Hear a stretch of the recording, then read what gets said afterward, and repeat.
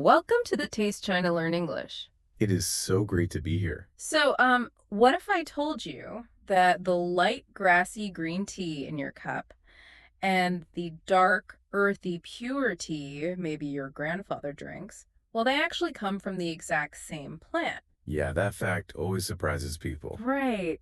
I mean, if you are used to just dunking a standard paper tea bag into a mug of boiling water, prepare to have your mind blown today. Oh, absolutely. That standard tea bag it's incredibly convenient, but it really only scratches the absolute surface of what tea actually is. Exactly. So today we are doing a deep dive specifically designed for you, the listener, to explore the leaf, the water, and the zen of Chinese tea culture. We are keeping the pace relaxed and the language accessible today so anyone can follow along. Yeah, it's a fascinating journey. Our sources today are notes breaking down the science, the tools, and the language of Chinese tea, and you quickly realize this isn't just about a beverage. No, not at all. It is about unlocking thousands of years of history. And to truly understand this culture, we first have to shatter a really common misconception about where all these different teas actually come from. Right. I think most people assume that green tea comes from a specific green tea bush, and black tea comes from a completely different black tea bush. I certainly used to think that. I thought they were entirely different agricultural crops, like, apples and oranges. You are definitely not alone there. It's Hmm. probably the most common assumption in the world. But the reality is that green, black, oolong, white, all of these true teas come from the exact same plant species. The exact same plant. Yes, the scientific name is Camellia sinensis.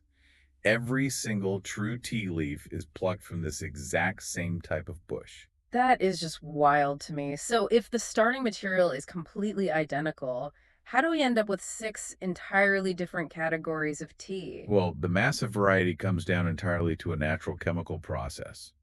People often casually call it fermentation, but to be scientifically accurate for most of these teas, the process is actually oxidation. Oxidation. Okay, let's make sure we really understand this. It sounds like what happens when you bite into an apple and just leave it sitting on the kitchen counter? Yes, that is a perfect analogy. Right, because after 10 or 15 minutes, the white inside of the apple starts to turn brown because it's reacting with the oxygen in the air. Exactly. The exact same biological reaction happens to a tea leaf. When a leaf is picked from that Camellia sinensis bush, the natural enzymes inside the leaf immediately start reacting with the air. So it basically starts browning just like the apple. Precisely. It begins to darken and change flavor. And the tea makers use heat to stop that brown apple effect at very specific calculated times. Controlling that oxidation process is exactly how we get the six major categories. Okay, so let's follow the timeline of that apple to see how the six categories are actually made. If I want green tea, I am guessing I don't want any of that browning to happen, right? I want it perfectly fresh. You got it. Green tea is completely non-oxidized or non-fermented. To achieve this, the tea makers have to apply heat almost immediately after the leaves are picked. How do they do that without burning it? They usually do it by quickly pan-firing the fresh leaves in a large, very hot wok, or sometimes by steaming them. This sudden burst of heat completely destroys the enzymes that cause the oxidation. Oh, wow. So it basically freezes the leaf in time, permanently keeping it green. Yes. Take the famous Westlake Longjing tea, for example. Because the oxidation is stopped right away, the leaf produces a very fresh, clean, and often mild, nutty flavor. Okay, so that is zero oxidation. Now, what if we process it just a little bit differently? What is white tea? White tea is beautiful because it is the most minimally processed of all the teas. They simply pick the youngest, most delicate leaves and buds and let them naturally wither and dry in the sun. So there's no hot wok or steaming involved. No, it is a very slow, gentle, and natural drying process without any aggressive heating or rolling at all. I read a traditional Chinese saying about white tea recently in our sources. It goes, 1 year tea, 3 year medicine, 7 year treasure. Ah, yes, that is a deeply respected phrase. White tea is special because that gentle sun drying process actually leaves some of those natural enzymes slightly active. Oh, so it continues to change over time. Exactly. Over years of careful storage, the tea undergoes very slow micro changes. The flavor deepens from light and floral to something richer and sweeter. And people believe the health properties concentrate over time, right? Shifting it from a drink to a medicine. Yes, and if you manage to keep it safe for 7 years, it becomes as valuable as a treasure. That is amazing. But speaking of slight changes, what about yellow tea? That seems to be a very rare category. It is extremely rare. Yellow tea starts off very similar to green tea, but the makers add a special step called sealed yellowing. Sealed yellowing, what does that mean? Well, imagine putting a slightly damp towel in a warm, closed container. For the tea, they wrap the warm, slightly damp leaves in paper or cloth. Okay, so they smother it. Yes. This gentle smothering process slowly cooks the leaves, turning them a golden yellow color.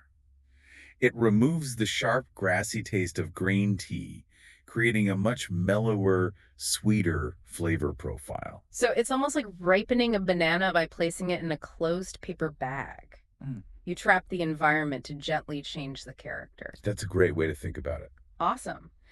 And that brings us to my personal favorite, oolong tea. This sits right in the middle of the spectrum, doesn't it? Yes, oolong is semi-fermented or semi-oxidized. It sits perfectly between green and black tea. Oh, but the way they achieve this partial oxidation is really fascinating. They don't just leave it sitting out. What do they do? The tea makers actively toss and shake the leaves in large bamboo baskets. Wait, really? They are intentionally bruising the leaves. Exactly. Bruising the edges of the leaves breaks down the cell walls and forces the essential oils to the surface. Oh, and then those oils react with the air. You got it. And because it sits in this complex middle ground, oolong develops incredibly rich, layered flavors. It is famous for naturally smelling like orchids or tasting like ripe fruit without any artificial flavors added. That physical bruising technique is so clever, it just forces the flavor right out. So what happens when we go all the way? Like we let the apple turn completely brown. Then you get black tea. It's Yeah. fully fermented, fully oxidized. The leaves are rolled to break all the cell walls and left in a warm, humid room until they turn entirely dark. Okay, but there is a very crucial language distinction here that we have to talk about because in Chinese, this fully oxidized tea is actually called red tea, Yes, Hongcha. but we call it black tea in English. Why is there a difference? Well, in China, they named the tea based on the color of the liquid it produces. When you brew fully oxidized tea, the liquid in the cup is a rich, beautiful reddish amber color. So, red tea. Oh, that makes total sense. But then why do we call it black? Because when it was traded to Europe centuries ago, Western merchants named it black tea based on the dark color of the dry, unbrewed leaves. Ah. So Chinese red tea is exactly the same as English black tea. That is a really great tip for anyone ordering tea. Definitely. Now, we had covered 5 categories. There is one left, and it takes things in a completely different direction. Dark tea. Like the famous pure tea, right? Yes, dark tea is highly unique because it is the only category that relies on actual microbial fermentation. It is much like aging a fine cheese or making wine.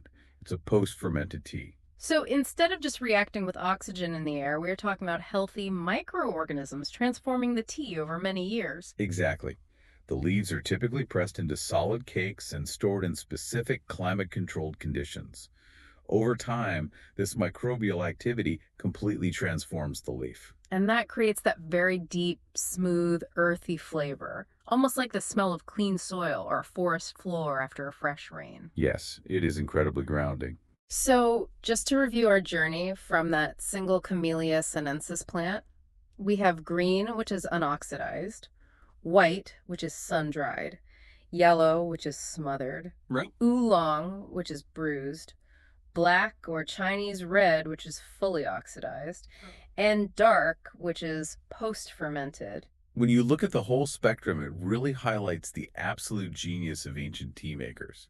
From one single plant, They learn to coax out 6 completely different personalities. It's amazing. But, knowing how the leaves get their personalities is really only half the story. Oh, absolutely. Because if I take a delicate, carefully crafted green tea and just pour violently boiling water over it, I'm going to ruin all that hard work, right? You will completely destroy it, Cool. yes. Unlocking those crafted flavors requires serious intention. And this brings us to the formal, traditional way of preparing tea, known as gong fu cha. Yes, Gong Fu Cha. Now, I have to admit, when I first hear the word Gong Fu, my mind immediately goes to martial arts. Like, I picture action movies and incredible physical stunts. Am I fighting the tea leaves here? Yeah. I love that image. But no, there are no martial arts involved at the tea table. The term gong fu in traditional Chinese simply means a skill that is acquired through time, patience, and dedicated effort. Oh, I see. So it applies to martial arts, but it's broader term. Exactly. A chef can have good gong fu in a kitchen, a calligrapher can have good gong fu with a brush, and a tea maker absolutely needs good gong fu. It is the practice of making tea with high skill and highly focused effort. Okay, so it is the skill of the brew. And our sources note that doing it right requires absolute precision in three major areas: water temperature, the ratio of tea leaves to water, and the steeping time. Yes, steeping time is just how long those leaves are soaking in the hot water. And temperature is absolutely crucial. As you mentioned, if you use completely boiling water on a delicate green tea, you basically cook the leaf. And that makes it bitter, right? Exactly. It releases too many bitter compounds, and the fresh flavor is ruined. You need slightly cooler water for green tea. But for that aged dark tea we talked about, like pu'er, you actually do need fully boiling water, right? Just to wake up those tightly compressed leaves. That's right. Every tea requires a different approach. And to manage all of this properly, to actually practice Gong Fu Cha, you need the right tools. A standard heavy paper cup or coffee mug just won't work. Let's talk about those traditional tools, starting with the gaiwan. This is a very common sight in Chinese tea houses. It is. The Gaiwan is a simple lidded bowl, usually made of porcelain. It's elegant and incredibly versatile. It has three parts, right? A saucer, the bowl, and a lid. Exactly. You place the loose leaves in the bowl, add the perfectly heated water, and when the steeping time is over, you pick up the bowl and use the lid to hold back the leaves while you pour the liquid out. So the lid just acts as a natural adjustable milter. It takes a little practice to hold it without burning your fingers, but once you get it, it's a very graceful motion. It really is. Now, another essential tool is the teapot, but not just any teapot. For certain teas, the standard is the famous purple clay teapots from a city called Yixing.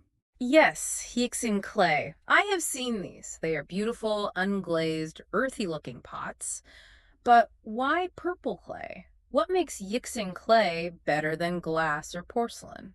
It is all about the physical structure of the clay itself. Yee. Yixing clay is highly porous, meaning it has microscopic invisible holes all throughout the material. How interesting. Yeah, and because it is unglazed, every time you brew tea in it, the clay actually absorbs a tiny bit of the tea's natural oils and flavors. Wait, really? So the pot actually remembers the tea you brew in it? Precisely. Over years and years of use, a Yixin teapot becomes naturally seasoned. The clay takes on a beautiful shine, and the flavor of the tea it produces gets smoother and richer. That is incredible. People even say that an old, well-cared-for Yixing pot is so heavily infused with flavor that you could pour plain hot water into it and pour out a cup of mild tea. Wow, a tool that actually improves with age and use. Okay, there is one more vital piece of equipment for Gong Fu Cha we need to mention, and it has a fantastic name: the fairness pitcher. Ah, yes, the Gongdou Bei in Chinese.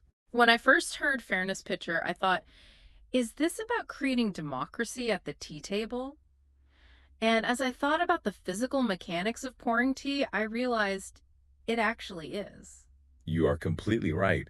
Imagine you have your Yixing teapot full of perfectly steeped tea, and you are pouring it directly into 3 small cups for your guests. Right. I am pouring cup number 1. While I am pouring, the water remaining inside the teapot is still touching the leaves, so it is still steeping. Exactly. So the tea that goes into the very first cup has only steeped for, say, 10 seconds. It will be quite light and weak. And by the time I get to the third cup, The water's been sitting on the leaves for much longer. That third cup is going to be much darker, stronger, and possibly even bitter. so my first guest gets a weak cup, and my last guest gets an overwhelmingly strong cup. I mean, that is terrible hospitality. It's not fair at all. That is exactly why the fairness pitcher was invented. Instead of pouring directly into individual cups, you pour the entire contents of the teapot into this separate pitcher first. Oh, so it instantly mixes the early light tea with the later strong tea together. Yes, it creates one perfect balanced liquid. Then you use the pitcher to serve your guests. So every single cup gets the exact same flavor, color, and strength. It perfectly equalizes the brew. Exactly. It ensures that everyone at the table is treated completely equally. I love that.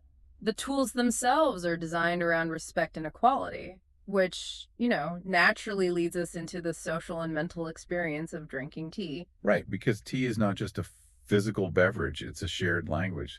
There's a whole etiquette around it. Yeah, and one of the most charming pieces of tea etiquette from our sources is called the finger kowtow. Have you ever noticed people tapping their fingers on the table when someone pours tea for them? Oh, yes, the finger kowtow.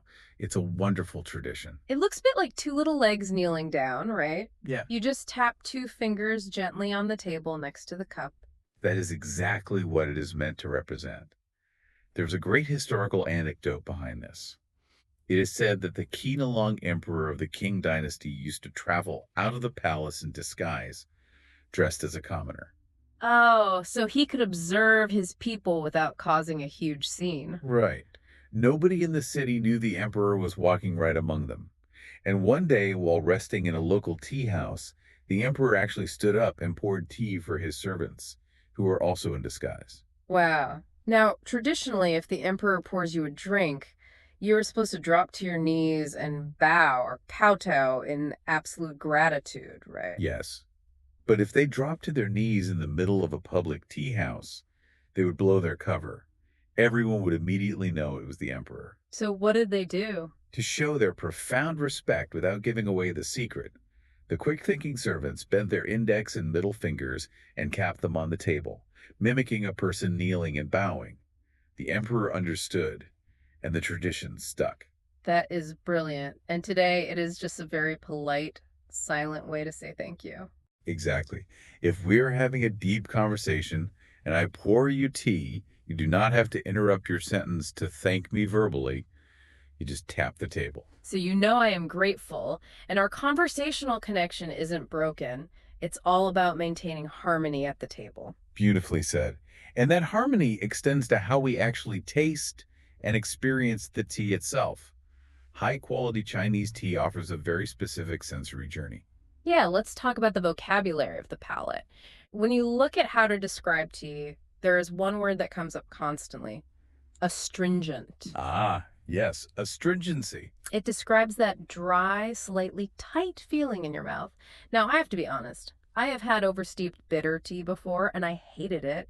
Why is a dry, astringent feeling considered a good thing in Gongfu tea? That's a very natural question.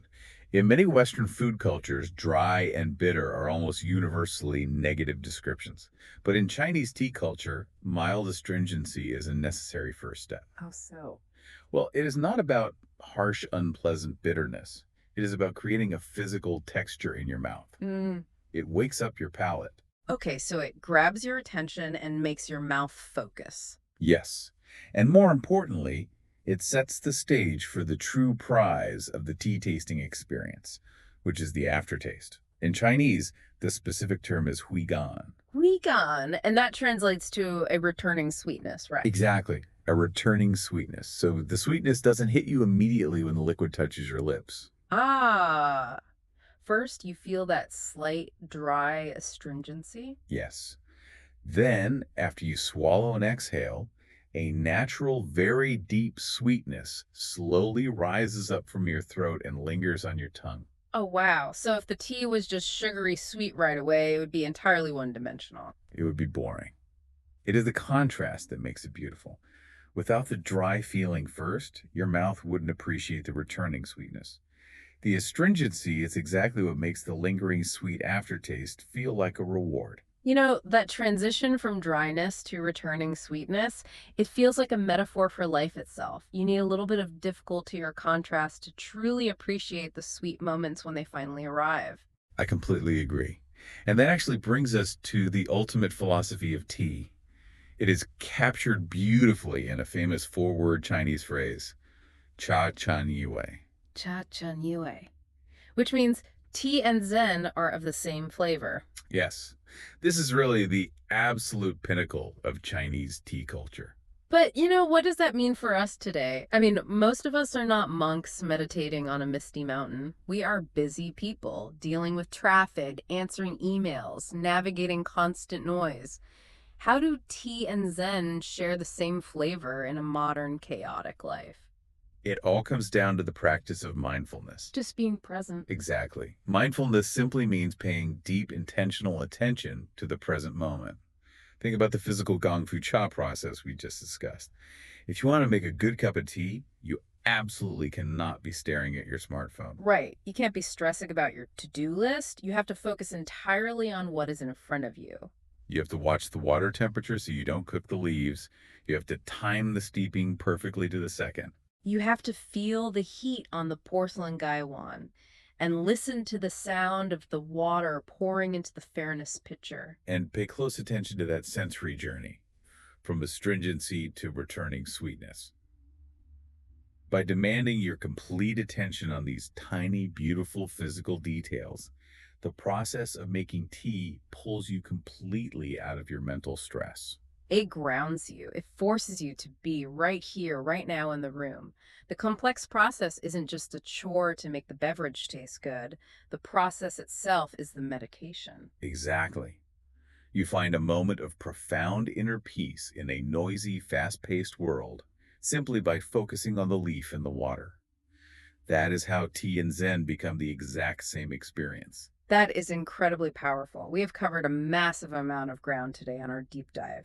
We started by stripping away the illusion of variety, learning that whether you are drinking a fresh green tea, a fruity oolong, or an earthy dark tea, you are drinking from the exact same Camellia sinensis plant. Right. Entirely transformed by the science of oxidation. And we explored the highly practiced skill of Gong Fu Cha, seeing how ingenious tools like the Gaiwan, the Yixing clay pot, and the fairness pitcher all work together to create a balanced brew and an equal table. And finally, we learn the manners and the mind of tea. Ah, From the silent respect of the finger kowtow to the sensory journey of returning sweetness. all leading us to the mindful lesson that tea and Zen truly share the same flavor. I want to leave you with one final thought today. Please do. The next time you hold a cup of tea, pause for a second and look down at the liquid inside. Remember that you aren't just holding a hot beverage to get you through the morning. You are holding thousands of years of human observation, chemistry, respect, and philosophy. Instead of rushing through it or drinking it while staring at a screen, can you use your next cup to find just 5 minutes of complete inner peace? What a beautiful challenge to take with us into the rest of the week. Thank you so much for exploring this fascinating world with us today.